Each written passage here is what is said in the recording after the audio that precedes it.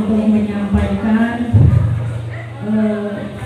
proyek P5 dari SD Tangerang 01. Yang saya hormati Bapak Bisa Tangerang, yang saya hormati Bapak Komite SD Tangerang 1, yang saya hormati juga narasumber dari sosialisasi pencegahan. Itu cenderung lebih pendiam, anteng. Nah itu biasanya anak-anak yang kehilangan sosok ayah. Saya sering sampaikan, yang namanya ibu itu ngajarin cinta ke anak-anak, setuju nggak? Yang namanya ibu itu ngajari kasih sayang, setuju nggak? Yang namanya ibu itu ngajari berbagi. Dan yang namanya ayah-ayah ini ngajari apa? Satu, ngajari anak disiplin, ngajari bagaimana caranya cari nafkah halal, bagaimana caranya jadi laki-laki yang sesungguhnya, bagaimana caranya mempertahankan hidup. Itu biasanya belajar dari laki-laki. Maka anak perempuan dan anak laki-laki itu sama pentingnya untuk belajar dari seorang ayah, sama pentingnya dia belajar dari seorang ibu. Masalah bullying paham ya? Clear ya. Jadi tadi bullying itu ada 4. Yang pertama apa Bu? Secara fisik. Yang kedua secara verbal. Yang ketiga secara relasi. Relasional. Yang keempat cyberbullying dilakukan di internet, Bapak-Ibu sekalian. Dan kita ternyata orang Indonesia itu terkenal sebagai netizen yang paling baik. Komentarnya kadang-kadang Masya Allah ya, kalau di Facebook komentarnya kadang-kadang jahat banget kalau di Instagram ataupun yang lain. Itu terkait dengan bullying. Nah kemudian saya sering sampaikan bahwa program ini adalah bagian dari komitmen sekolah ingin membuat sekolah yang aman, membuat sekolah yang ramah, membuat sekolah yang bagus, Bapak-Ibu sekalian. Nah tadi saya sampaikan ke Bapak Kepala Sekolah, percuma Pak jenengan bikin sekolah bagus kalau kemudian programnya bagus, kalau kemudian ternyata orang tua tidak mau bekerjasama. Maka kuncinya, kalau sekolah ini mau maju, kalau sekolah ini terus melahirkan para pemimpin seperti beliau, melahirkan orang-orang hebat, kuncinya adalah kerjasama dari orang tua. Siap kerjasama enggak? Oke, kalau siap kerjasama, mari kita belajar jadi orang tua yang hebat. Boleh diangkat tangannya? Semuanya diangkat? Boleh. Putar Bu, pelan-pelan. Oke Pak, boleh putar Pak. Sekarang taruh di kepala. Elus-elus kepalanya, bayangin lagi dielus-elus suami itu ya. Oke. Sekarang taruh di telinga, taruh di pipi. Bismillahirrahmanirrahim. Taruh di dagu, gosok dagunya. Oke. Gosok dagunya. Ya. Oke Pak. Gosok dagunya.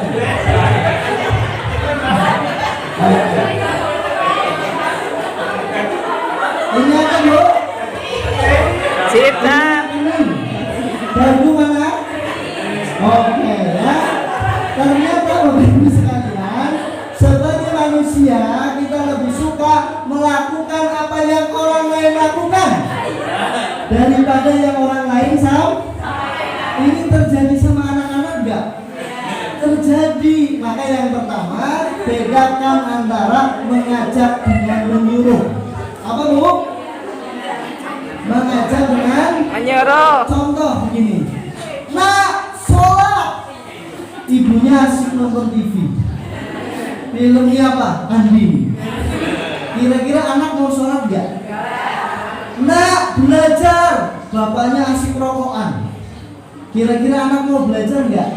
Nah itu namanya berbeda dengan mengajak. Dede sayang, ayo belajar sama bunda. Aduh enggak kira-kira? Dede sayang, ayo belajar sama ayah. Aduh enggak? Ibu-ibu tolong dijawab jujur. Jangan kalau sama suami lebih senang diajak apa disuruh?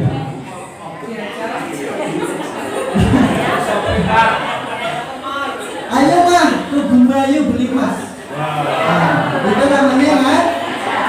mengajak, berbeda dengan menyuruh. Maka anak kita hari ini lebih senang diajak apa disuruh? Maka sebagai orang tua hebat ya, yang harus kita lakukan adalah bagaimana kita mampu mengajak anak-anak. Artinya apa? Pendidikan yang baik itu harus dengan teladan. Percuma jenengan ngomong sampai berbusa kalau jenengan tidak memberikan contoh yang baik, percuma. Jadi yang pertama adalah bedakan antara mengajak dengan menyuruh. Kemudian yang kedua Bapak Ibu sekalian, ada satu hadis yang disampaikan Rasulullah. Kalau mau sama anak-anak itu, kalau bicara itu, kalau jenengan nggak mau ngomong yang baik-baik sama anak, tolong diam. Karena apa? Ucapan ibu, ucapan ayah itu jadi orang tua jadi doa untuk anak-anak. Begitu banyak orang tua ngomong begini Pak, dasar bocah jajan baik. Alhamdulillah jajan nakal. Dasar bocah nakal beneran Bapak Ibu sekalian. Maka sebagai orang tua, tolong hati-hati dalam ucapan. Ada satu kisah, hari ini ada namanya Imam Masjidil Haram. Ya, ini kisahnya yang jenengan saya yakin sering mendengarkan. Ada imam masjid, namanya siapa Bapak Ibu? Namanya Suren Sudais. Suren Sudais itu ketika kecil, ibunya arisan. Ibunya apa Bu? Arisan. Ketika arisan, ibunya masak daging. Ya, ketika masak daging, dagingnya mateng, tamunya pada datang, si Suren kecil ini ke belakang, untuk ternyata membawa pasir dan kotoran. Apa yang dilakukan oleh Suren? Ternyata pasir dan kotorannya dimasukkan ke daging yang sudah matang. Sementara tamu mulai datang, Bapak Ibu sekalian. Saya tanya dengan jujur, nah iki limpah ngawakin jenengan. Kira-kira perlu mengapa ngaruh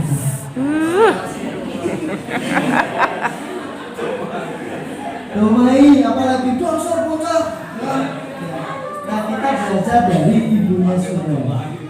Ternyata apa yang disampaikan oleh ibunya, Bapak Ibu sekalian, dasar kamu nak, sana pergi ke Masjidil Haram. Sehingga apa? Setelah 40 tahun kemudian doa ini baru terkabul. Bapak Ibu sekalian, ingin saya sampaikan, nah marah sama anak boleh nggak? Boleh nggak Pak? Boleh. Kalau marah-marah kena Komnas Anak. Kira-kira boleh nggak marah-marah? Boleh. Ya, boleh marah, tapi harus marah yang soleha. Kalau ibu-ibu, marah soleha. Marah soleha itu adalah marah yang ketika diucapkan, marahnya pakai doa. Dasar bocah, penggudi kepala puskesmas. Dasar bocah, penggudi rumah. Solehah ke ibune. Ya. Jadi kalau marah boleh, tapi marahnya pakai apa? Solehah. Nah, siap praktek. Setelah ini dengan pulang. Anak-anaknya sudah kecil jelas. Terus dengan berdoa. Terus si bocah menjadi dokter. Gitu ya. Oke. Jadi yang kedua, kalau mau sama anak-anak, kalau nggak mau ngomong yang baik-baik, tolong Diam. Begitu banyak Bapak Ibu sekalian, orang tua ketemu saya, Faruza, Masya Allah, anak saya dulu waktu SD, soalnya luar biasa kayak bapaknya. Nah terus gimana? Hari ini SMP kok jadi nakal, kok jadi badu. Ternyata begitu saya ngobrol dengan orang tuanya, ternyata ibunya dulu kalau marah sering ngomongnya tidak baik, dasar bocah badu, dasar bocah nakal. Nah, ini yang saya khawatirkan, ucapan-ucapan yang tidak baik ini kemudian menjadi doa untuk anak-anak. Nah, jadi konsep doa itu ada 3. Ada doa yang Allah kabulkan langsung, ada doa yang Allah kabulkan menunggu waktu yang tepat, ada juga doa yang Allah kabulkan diganti dengan yang lebih baik. Maka kalau jenengan pengen, ada nggak Bu yang anaknya pengen jadi dokter? Angkat tangan. Nggak ada? Oke. Ada nggak yang anaknya pengen jadi hafiz Quran? Ya, sangatnya gampang Bapak Ibu sekalian. Doain terus. Kalau doa ini nggak nempel ke anak kita, mudah-mudahan doa ini nempel ke cucu kita. Kalau doa ini nggak nempel ke cucu kita, mudah-mudahan doa ini nempel ke buyut. Maka hari ini kalau jenengan jadi orang kaya, tolong jangan sombong. Bisa jadi ini adalah doa dari mbah buyut kita. Deles di tengah sawah, di bawah pohon pisang, berdoa, ya Allah, cukup nyong sing rekah anak putu ninyong aja. Bisa jadi begitu ya. Maka pentingnya untuk apa? Nyambung doa, mendoakan orang-orang yang sudah tidak ada, terutama adalah orang-orang tua kita. Kemudian yang ketiga, ya, saya tanya dulu ke kepala sekolah. Kalau ngomong sayang ke istri, sehari berapa kali?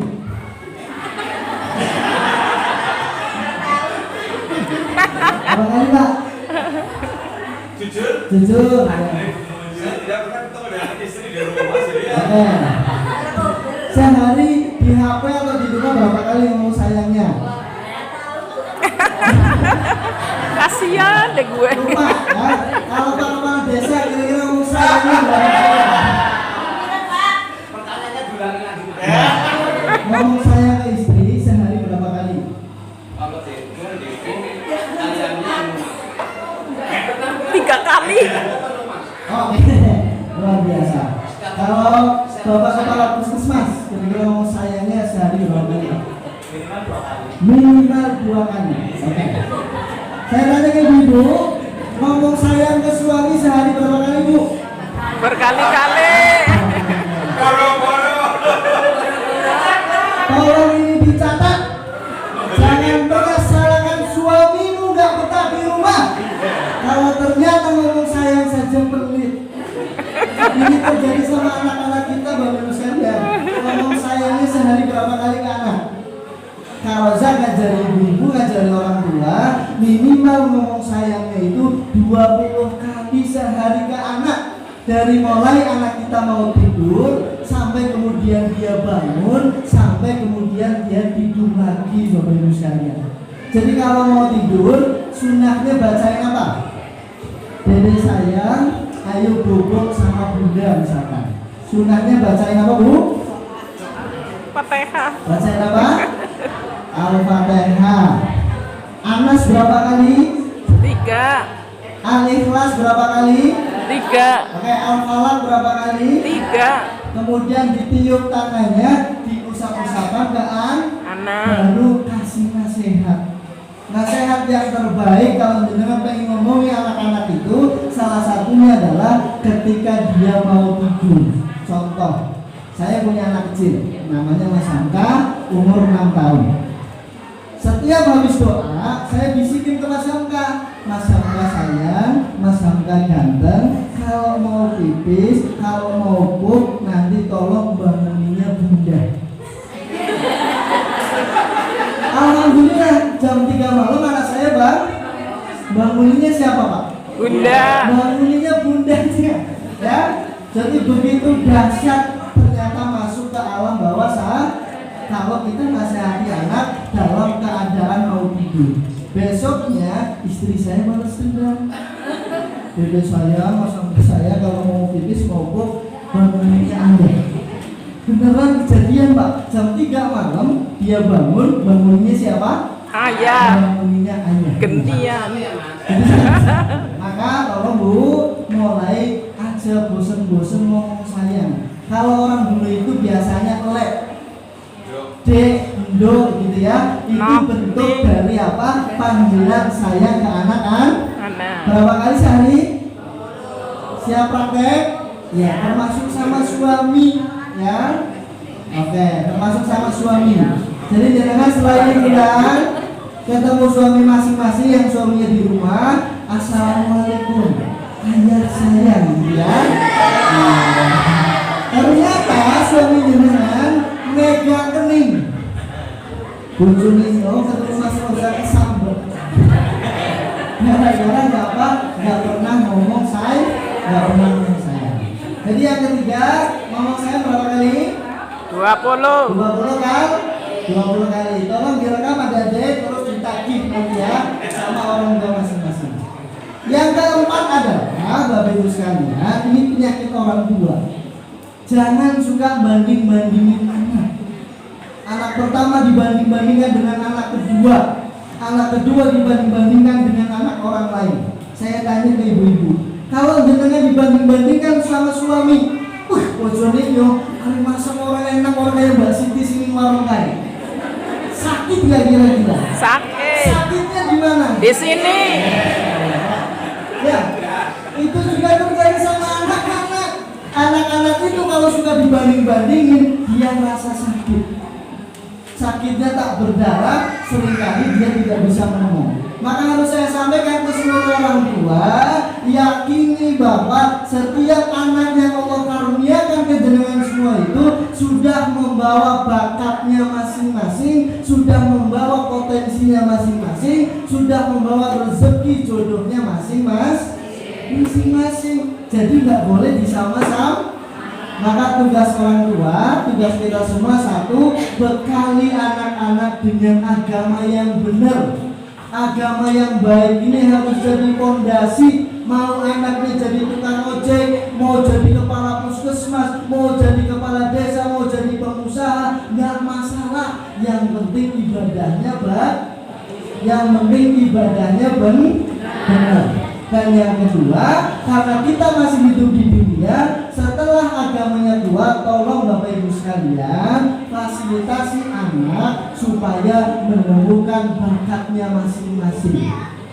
Saya membawa riset dari Okezone, 83%, Pak, mohon maaf, mahasiswa yang hari ini kuliah ternyata salah jurusan.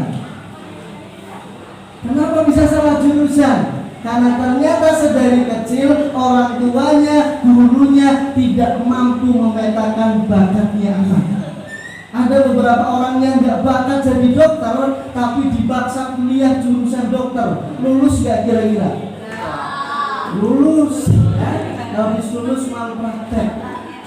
Karena tidak bakat. Jadi pesannya adalah warisi anak kita dengan agama yang baik. Kemudian yang kedua, ayo kerjasama dengan sekolah, ayo kerjasama dengan lembaga ini untuk menemukan bakatnya anak, untuk menemukan potensinya anak. Karena apa Bapak Ibu sekalian? Untuk menaklukkan dunia ini harus dengan ilmu. Untuk menaklukkan dunia ini harus dengan bakat, harus dengan potensi. Kalau orang kerja sesuai potensi, sesuai bakat, enak gak kira-kira? Enak. Enak ya. Ciri-cirinya yang pertama kalau orang kerja sesuai dengan bakat, yang pertama adalah easy, mudah, gampang. Kalau menurut orang lain susah, karena ini bakat, jadi Gampang. Kemudian yang kedua, happy, senang kerjanya, ada niat melayani. Dan yang ketiga, ada yang namanya disebut bakat itu kalau sudah ada hasil. Hasil kita sepakati, tidak semua harus bentuknya duit, tidak. Bagi saya bisa datang, bisa silaturahmi dengan jenengan, itu juga bagian dari hasil. Maka sekali lagi, warisi anak-anak dengan apa tadi Bu? Agama yang baik, yang benar. Kemudian yang kedua apa? Cari bakat dampingi anak-anak kita supaya menemukan bakatnya masing-masing. Yang selanjutnya adalah menjadi pendengar yang baik. Jadi kalau anak pulang sekolah, Pak, Bapak Ibu, tolong ditanya, dedek saya tadi habis belajar apa? Dedek saya tadi di sekolah ngapain? Dedek saya tadi sama temennya gimana? Dedek saya, kamu sudah melakukan kebaikan apa di sekolah? Harus sering ditanya supaya anak mau cerita. Begitu banyak anak-anak akhirnya pacaran Bapak Ibu sekalian. Salah satunya adalah tadi jatuh cinta anak laki-laki itu yang normal. Cinta pertamanya harus dengan ibunya. Kalau anak perempuan yang normal, cinta pertamanya harus dengan siapa? Sama ayahnya. Aku tuh kalau pengen punya suami, pengen kayak bapak. Bapak tuh wongnya apik kan, nyulang curhat dari ngomongnya. itu. Saya kalau pengen punya istri, ayo mama itu masaknya enak, orang yang rewot, bisa dandan, ya, bersih resik. Nah, anak-anak belajar dari orang tuanya, maka belajar menjadi pendengar yang baik. Dan yang keempat, bagi sekalian, yang terakhir, mari kita belajar dari bagaimana cara Rasulullah itu mendampingi dan mendidik anak. Kita belajar bagaimana caranya para guru-guru kita ini yang ada di depan itu belajar mendidik anak-anaknya. Salah satunya adalah dengan tadi, pendidikan yang terbaik itu harus dengan teladan. Pendidikan yang terbaik itu harus dengan contoh, kemudian ada kerjasama. Di akhirat nanti saya sampaikan yang akan dimintai pertanggungjawaban soal pendidikan anak-anak itu bukan kepala sekolah.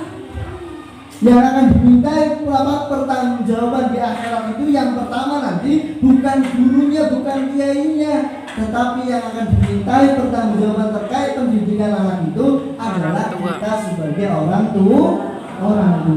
Nah kalau nggak bisa didik sendiri bagaimana? Saya harus kerja. Oke, mari kita kerjasama dengan sekolah. Mari kita kerjasama dengan sekolah. Program-program yang bagus kita dukung, program-program yang belum bagus kita perbaiki bersama supaya sekolah ini lebih maju. Supaya sekolah ini bisa lebih banyak memberikan kebermanfaatan. Dan yang kalian tadi ada satu ayat, nanti tolong dibuka Bapak Ibu sekalian, ada surat An-Nisa ayat 9. An-Nisa ayat berapa? Iya, tadi sudah saya bacakan di awal ya, yang artinya adalah hai orang tua, hendaklah engkau takut kepada Allah sekiranya meninggalkan keturunan yang dhaif. Hendaklah engkau takut sekiranya engkau meninggalkan keturunan yang lemah di belakang engkau. Jadi maksudnya bagaimana? Kata Allah, wong tua hati-hati jangan sampai meninggalkan keturunan yang lemah. Maka kita harus meninggalkan keturunan yang kuat. Kira-kira kuat apanya? Iman. Yang pertama apa Bu? Iman. Akidahnya harus kuat, imannya harus kuat, apalagi ilmunya harus kuat, akhlaknya harus kuat, fisiknya harus kuat. Pertanyaannya, kita bisa nggak meninggalkan keturunan yang kuat secara fisik? Kalau ternyata hari ini anak-anak saya lihat ya, kita kasih makanan yang halal tetapi tidak toyib. Nanti kepala puskesmas bisa membuka itu. Kok tidak toyib, tidak bagus.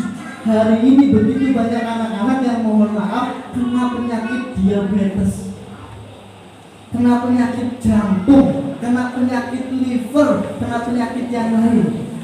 Salah satu faktornya adalah anak-anak ini mengkonsumsi makanan-makanan yang halal tetapi tidak baik, mengkonsumsi minuman-minuman yang halal tetapi tidak baik. Apa contohnya? Saya sebut merek, warnanya biasanya abang, hijau dan yang lain. Maka harus hati-hati. Saya sampaikan kepala sekolah, ke depan tolong jajan anak-anak itu diatur dan di manajemen. Saya ketika punya sekolah dulu, pernah jadi kepala sekolah, ya, anak-anak itu saya kasih gandum, saya kasih tales, saya kasih makanan-makanan lokal. Bapak sekalian, supaya apa? Ini juga fakta, mohon maaf, kami temukan ada anak perempuan usia 8 tahun sudah haid. Kenapa sudah haid? Ternyata salah satu faktornya adalah makanannya yang instan. Bocah sini orang doyan berkat kalau ya, berbeda dengan ini. Saya ngalami dulu kalau ada abah saya ya pulang pengajian yang ditunggu apanya Bu? Rekat. Doger sigar di lima. Karena hari ini anak-anak kita sudah nggak doyan itu. Anak-anak kita terlalu sering makanan yang instan. Kalau ada adik yang mendengar di depan, jangan suka makan makanan instan karena berbahaya. Siap? Siap. Jadi harus makanan yang sehat. Kira-kira pertanyaan lagi, bisa nggak kita ninggalin keturunan yang kuat secara agamanya, mau ngaji, mau berproses, kalau ternyata masih kecil saja? Hari ini saya temukan nangis saya Pak. Banyak anak Pak yang hari ini sudah kecanduan Gadget. Kemarin di Cilacap ada anak yang harus tega membunuh ibunya, digorok gara-gara apa? Minta data, minta pulsa dan dikasih. Naudzubillah. Jadi sekali lagi, tolong di manajemen dengan baik. Kasih handphone ke anak sesuai dengan kebutuhan, bukan sementing anaknya anteng dikasih bukan yang penting anak saya anteng dikasih TV. Hati-hati ya. Maka sekali lagi mari kita berusaha meninggalkan keturunan yang kuat. Yang pertama tadi kuat akidahnya, agamanya bagus, kuat imannya, kuat takwanya, kuat akhlaknya, kuat ilmunya, sehat badannya. Syukur alhamdulillah dengan bisa meninggalkan anak-anak yang kuat secara maisha, yang kuat secara harta. Karena apa? Harta di tangan anak-anak yang soleh ini nanti akan lebih bermanfaat daripada harta yang kita tinggalkan untuk anak-anak yang tidak soleh. Ya, kalau belajar dari ayat An-Nisa tadi, ya begitu banyak. Selanjutnya adalah orang khawatir tentang kesejahteraan anak-anak. Beliau mati, nyokap bisa tumbuh sama apa kira-kira anak ini. Beliau mati, kira-kira anak ini masih bisa tumbuh mobil, tumbuh motor apa? Jangan yang berpikir kalau saya mati, kalau saya meninggal, kira-kira anak saya sholatnya bener apa enggak? Kira-kira kalau saya meninggal, kira-kira anak saya bisa ngirim doa mendoakan saya atau tidak? Jangan, Bapak Ibu sekalian. Maka kata Allah, yang pertama yang harus dilakukan orang tua, ittaqullah, bertakwa kepada. Kalau anaknya pengen soleh, orang tuanya, bapaknya harus berusaha jadi bapak yang soleh. Kalau anaknya pengen soleha, ibunya juga harus belajar jadi apa? Jadi ibu yang soleh. Dan yang terakhir, qaulan sadid, berkata yang lempeng, berkata yang lurus, jangan suka bohongi anak. Jangan suka apa, Bapak Ibu? Bohongnya anak. Nang saudara kalau kemarin mau nyebut, padahal kabur ke pasar pasar Bunjani misalnya. Nyimpek ya, kalau bahasa Siramu itu nyimpek tahu ya? Iya, nyimpek itu berbohong. Jadi tolong Bu, hindari berbohong kepada anak. Kalau anak kita tidak mau dibohongi oleh anak-anak, kita sebagai orang tua juga jangan pernah ngajari berbohong ke anak-anak. Jadi pesannya itu, mari sebagai orang tua, mari tinggalkan generasi-generasi yang kuat, generasi-generasi yang sehat, yang akhlaknya bagus, yang ilmunya bagus. Kalau nggak bisa mendidik sendiri, sekali lagi pasrahkan ke guru-guru kita yang hebat ini, ya, pasrahkan ke mereka, akarnya jelas, jangan sering protes. Jangan sering apa Bu? Jangan sering protes ke guru, jangan sering protes ke kepala sekolah. Kalau ada yang tidak baik, tak beri. Kalau yang kurang sesuai, tanya, silaturahim, ya. Jadi begitu Bapak Ibu sekalian. Dan yang terakhir, tolong ajari anak-anak itu soal prihatin. Saya ingin cerita, saya punya ibu saya itu 12 bersaudara. Satu ketika ibu saya sekolah dunia, sekolah Islam, sekolah Arab. Ternyata ibu saya itu hari Senin berangkat, hari Selasa bolos, hari Rabu berangkat, hari Kamis bolos. Bapak Ibu sekalian, ternyata ibu saya itu bukan karena males dia nggak sekolah. Ternyata apa? Ibu saya mohon maaf harus gantian kerudung dengan kakak perempuannya, sehingga waktu itu sangat memprihatinkan. Pesannya adalah saya belajar dari beliau, mari ajari anak-anak soal proses. Boleh duit gampang, Mari ajari anak-anak soal bagaimana perihnya kita orang tua nyari nafkah, sehingga kita tidak gampang ngasih fasilitas ke anak, sehingga kita tidak gampang memberikan sesuatu yang kayaknya sayang